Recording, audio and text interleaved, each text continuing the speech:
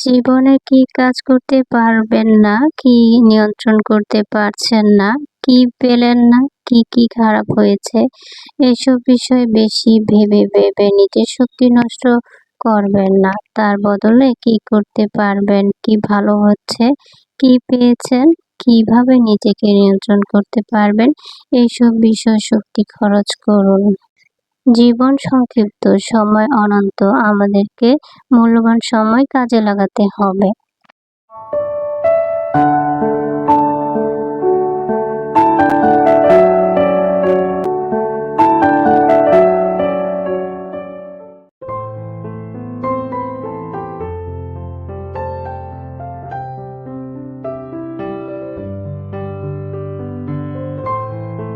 আসসালামু আলাইকুম, আমি সালমা বলছি গাজীপুর থেকে। সালমা কিচেন ব্লগে সবাইকে আরও একবার স্বাগত জানাই। কাছে এবং দূরে, দেশ ও দেশের বাহিরে যে যেখান থেকে আমার ভিডিও দেখছেন, আশা রাখি আল্লাহর রহমতে ভালো আছেন, সুস্থ আছেন, নিরাপদে আছেন। আলহামদুলিল্লাহ, আমিও আমার পরিবার নিয়ে ভালো আছি।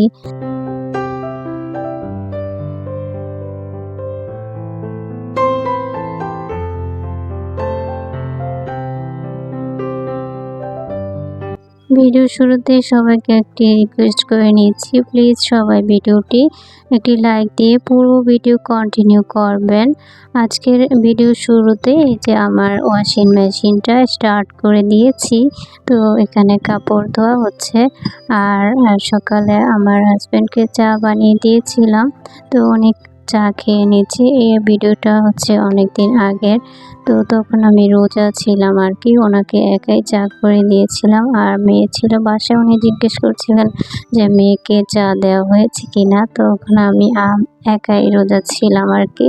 তো যাই হোক, ভিডিওটা দিতে একটু দেরি করেছি, দেখা গিয়েছে পয়লা বৈশাখে এসে গিয়েছিল, ওর জন্য পয়লা বৈশাখে ভিডিও তৈরি করতে হয়েছিল, যার জন্য এই ভিডিওটা আমি বাদ রেখেছিলাম আপলোড দিতে। যাই হোক, এই যে ওই দিন মূলত কম্বল ধোয়া হয়েছিল, তো ওইটা আর কি ছাদে দেওয়ার জন্য চলে এসেছিলাম। তো ফোনটা নিয়ে এসেছি, যে আমার মেয়েকে বলেছি তুমি একটু ভিডিও করে দিও, তো কিছুটা ভিডিও করে দিয়েছিল আর কি। তারপর হচ্ছে বাসায় চলে আসছি, আমার কিউট বিড়ালটার জন্য কিছু মাছ কেনা হয়েছিল। তো আমি আজকে তো ভয়েস দিচ্ছি, আজকে কিন্তু সে বাসায় নেই, সে বাসায় থাকে না, খেয়ে দিয়ে পেট ভরে চলে যায়, আবার পেটটা খালি করে আসে এই আর কি। যাই হোক, একটু মজা করলাম।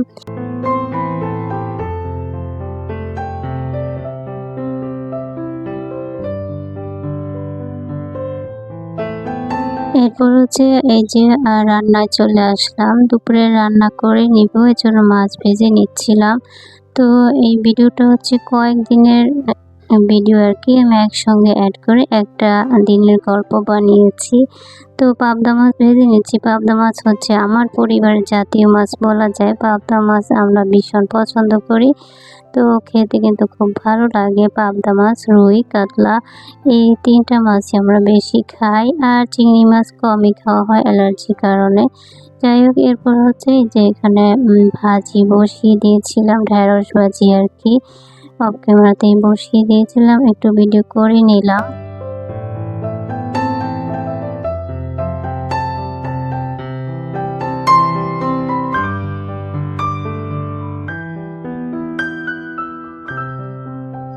এখন হচ্ছে এখানে আমি একটা তরকারি বসাবো ছোট্ট একটা কড়াইয়ের মধ্যে। এটা হচ্ছে একজনের জন্য, সেটা হচ্ছে আমার বাবাটার জন্য।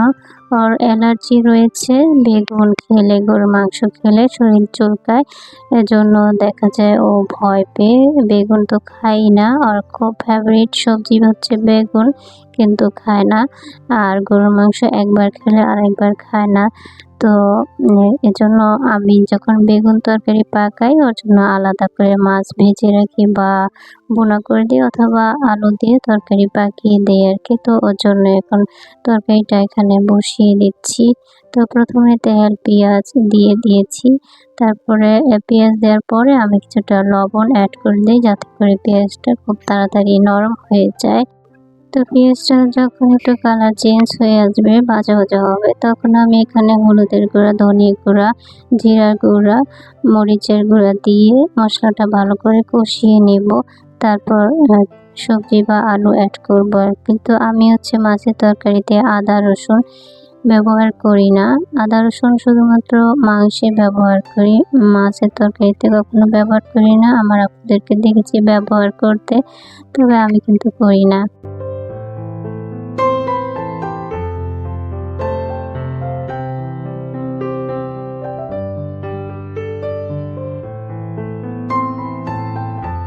মশলাটা কষানোর সময় আমি ক্যামেরাটা অফ করে রেখেছিলাম। এরপর যখন আলু দিয়েছি তখন দেখি যে আমার ক্যামেরাটা অফ আছে। আমার একদম খেয়াল ছিল না। যাই হোক, কিছু তো করার নাই।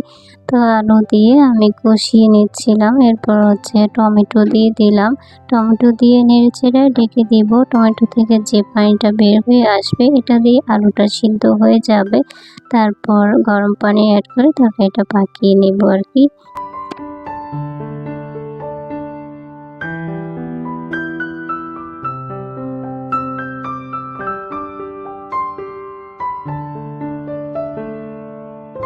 এরই মধ্যে আলুটা সিদ্ধ হয়ে গিয়েছে। আমি এখন গরম পানি দিয়ে দিব। তো অফ ক্যামেরাতে আমি কয়েকবার নেড়েচেড়ে দিয়েছিলাম ঢাকনা খুলে। তো সেগুলো আর আমি ভিডিও করি নাই আর কি। তো আজকে আমার ভিডিও যারা নতুন দেখছেন, লাইক দিতে ভুলে গিয়েছেন, প্লিজ লাইক দিয়ে দিবেন। আর আমার চ্যানেলটাকে সাবস্ক্রাইব করে আমার পাশে থাকার অনুরোধ রইল। আমি 24 ঘন্টা পর আপনার কাছে পৌঁছে যাব ইনশাআল্লাহ। 24টা ঘন্টা আমার জন্য অপেক্ষা করবেন।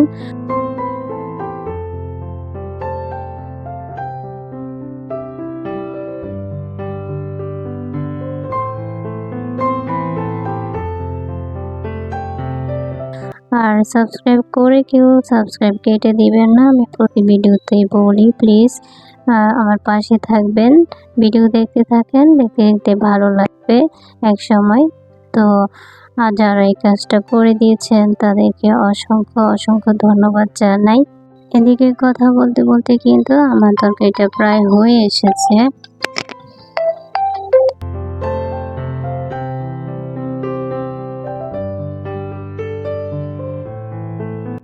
সরি, আসলে পানির পাম্প চালু করেছিলাম আর মোবাইলে অ্যালার্ম দিয়ে রেখেছিলাম, তা নাহলে পানি পড়ে যাবে। তো আশপাশ থেকে মানুষজন চিল্লাচিল্লি করবে, এজন্য রিংটোনটা বেজে উঠেছিল ভয়েস দেওয়ার সময়। যাই হোক, এখানে বেগুনের তরকারি আমাদের জন্য পাকিয়েছিলাম। এখানে মাছটা দিয়ে দিলাম আর কি।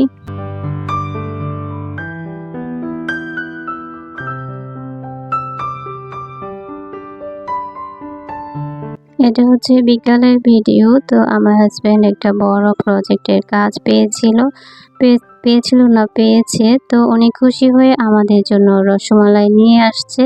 তো ওইটাই খুলে নিচ্ছিলাম ইফতারের আগে। যেহেতু ইফতার করব আর আমার বাচ্চারাও সাথে খাওয়া দাওয়া করবে, এজন্য রসমালাই বাটিতে দিয়ে দিচ্ছিলাম আর কি। তো আমার হাজব্যান্ডের জন্য বেশি বেশি করে দোয়া করবেন, তিনি যেন আরও বড় বড় কাজ পান আর খুশি হয়ে বেশি করে রসমালাই নিয়ে আসেন, আমরা খেতে পারি আর আপনাদেরকেও খাওয়াতে পারি। কে কে রসমালাই খেতে পছন্দ করেন আমাকে অবশ্যই কমেন্টে জানাবেন। যাই হোক, একটু মজা করলাম, আপনারা যদি আমার পাশে থাকতেন অবশ্যই খাওয়াতাম। তো এই তো আমি বাটিতে বেড়ে নিচ্ছি। আর ওইদিন কিন্তু আমি, আমার ছেলে মেয়ে ৩ জন রোজা ছিলাম। বললাম যে ওই যে কয়েকদিনের ভিডিও এখানে অ্যাড করা হয়েছিল একটু একটু করে।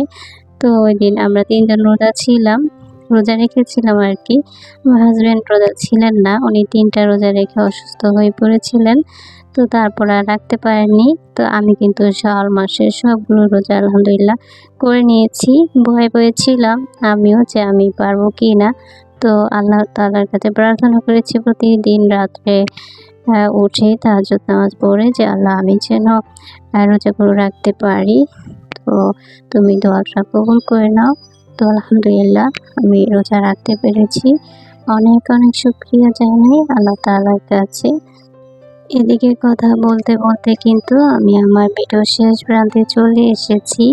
তো আজকের মতো বিদায় নেব, ইফতারের সময় হয়ে গিয়েছিল ওই দিন। খুব সামান্য আয়োজনের মাধ্যমেই আমরা ইফতার করব।